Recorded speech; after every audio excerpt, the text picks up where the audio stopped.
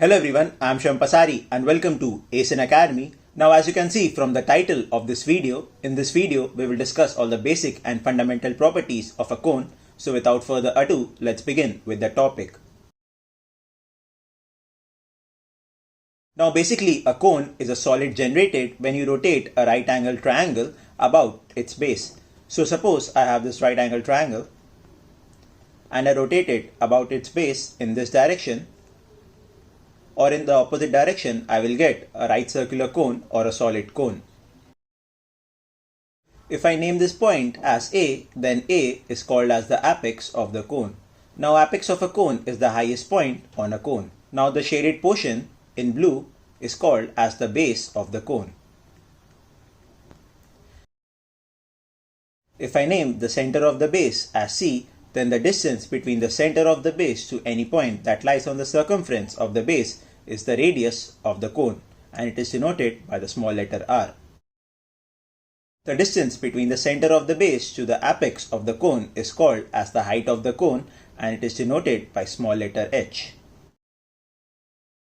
And last but not the least, the distance between the apex of the base to any point that lies on the circumference of the cone is known as the lateral height of the cone, and it is denoted by the small letter s or the small letter L. Now we can easily calculate the value of the slant height by using the Pythagoras theorem.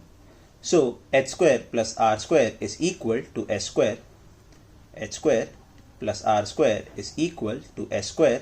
So s is equal to under root of h square plus r square. Now if you don't know what is Pythagoras theorem, then let me explain it to you briefly. In a right angle triangle, the square of the perpendicular plus the square of the base is equal to the square of the hypotenuse. Now in this case, h is my perpendicular and r is my base, and s is my hypotenuse. So h square plus r square is equal to s square, which implies s is equal to under root of h square plus r square. If you still have any doubt, then I have made a separate video on Pythagoras theorem where I have explained this topic in detail. So after watching this video, you can go check that out too. Now for a cone, there are two types of surface area. One is the curved surface area and the other is the total surface area. So let's discuss both of them one by one. So this portion covered in blue is the curved surface area of a cone, and its value comes out to be pi into r into s, where r is the radius of the cone and s is the slant height of the cone. Now moving on to the total surface area. Total surface area is basically the curved surface area plus the area of the base. We have just discussed that the curved surface area is equal to pi rs and the area of the base is pi r square because it is a circle.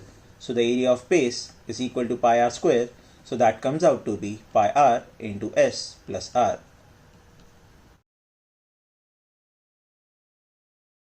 Now every 3D figure has an additional property by which it can hold some amount of liquid or fluid inside it, and that property is known as the volume of that 3D figure. So the volume of a cone is equal to 1 by 3 pi r square h, where r is the radius of the cone and h is the height of the cone. So let's do a quick summary of all the topics discussed in this video. The topmost point is called as the apex of the cone, and this is called as the base of the cone. The distance between the center of the base to any point that lies on the circumference of the base is called as the radius of the cone, and the distance between the apex of the cone and the center of the base is known as the height of the cone, and the distance between the apex of the cone to any point that lies on the circumference of the base is known as the slant height or the lateral height of the cone, and it is denoted by s or L. Now the value of the slant height is equal to under root of h square plus r square. The value of the curved surface area is equal to pi rs, and the value of the total surface area is equal to pi rs plus pi r square. And last but not the least, the volume of the cone is equal to 1 by 3 pi r square h. That was all for this video, and I hope that you understood all the topics covered in this video.